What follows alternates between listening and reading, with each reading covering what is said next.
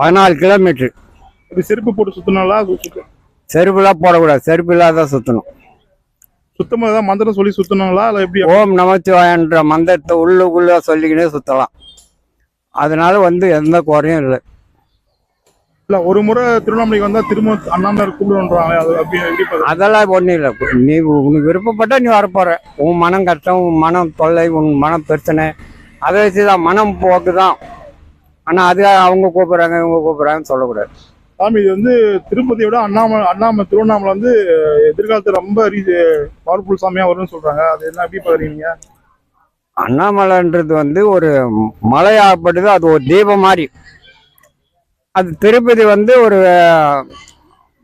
இது போல. அதுக்கும் இதுக்கும் ஒன்றாகாது. எப்படி சுத்தணும்? அது என்ன விதிமுறை கடைப்பிடிக்கணும்? செருப்பு இல்லாதையும், ஆகாரங்கள் இல்லாதையும், ஒருப்பதுமாயும், அன்னதானம் இல்லாத அன்னதானம் குடிக்கிற இடத்துல வாங்கி சாப்பிடாதையும் கிரிவலம் சுற்றணும்.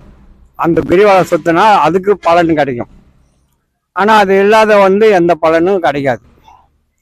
அங்கங்கே சாப்பிட்டுன்னு, அங்கங்கே டீ குடிச்சுன்னு, அங்கங்கே காஃபி சாப்பிட்டுன்னு கிரிவலம் சுற்றக்கூடாது.